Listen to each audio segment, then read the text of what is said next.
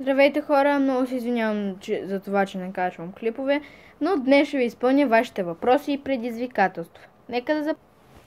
Първият въпрос е от Славена Славчева Славова. Кой ти е любимият цвят? Моят любим цвят е червена, даже забравих кой ми е любимият цвят, макар е сега. Имаш ли си таен дневник? Момент. Нямам си таен дневник, но когато бях малка, имах ето този, с катинарче. И когато бях по-малка, защото е малко бебешки, има доста страници. С катинарче, само че някъде изгубих ключа и така стана. Имаш ли си НДП, най-добра приятелка? Ами, за жалост нямам, ама все някой ще си намеря. Ако живееш в блок, извикай през прозореца. Много сте прости, бе, хора. Последното предизвикателство, ако ти позволят, купи си газирана вода 200 мл и изпий половината без да спираш. Значи, за газирана вода трябва да ходи до магазина 10 часа и няма да ме пуснат на 100%. Така че в следващото видео сигурно мога да изпия. Сигурно в последващото, защото след този клип ще снимам следващия клип. И така.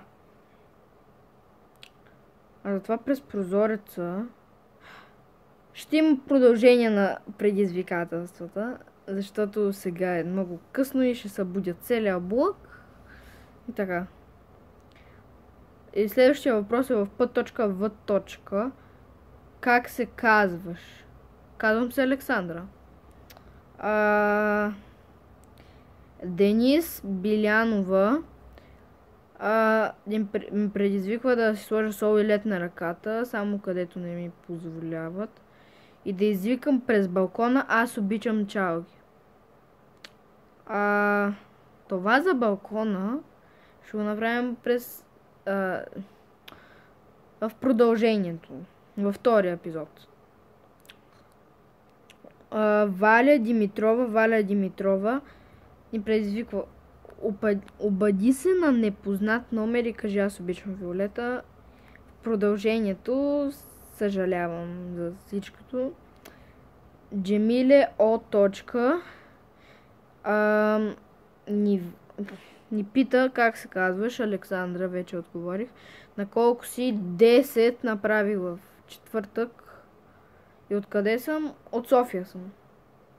Така. Йоана Павлова.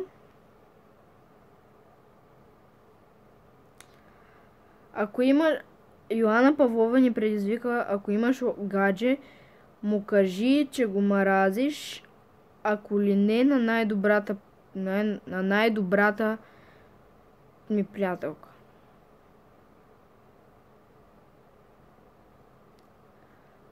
Ами, след малко ще му се обадя, защото снимам с моя телефон.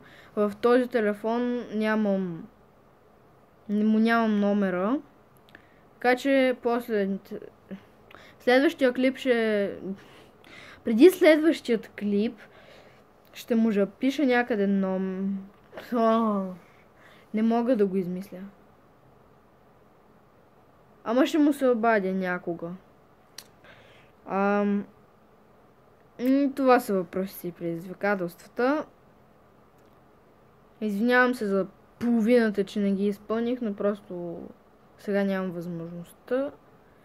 И довиждане от мен и до скоро!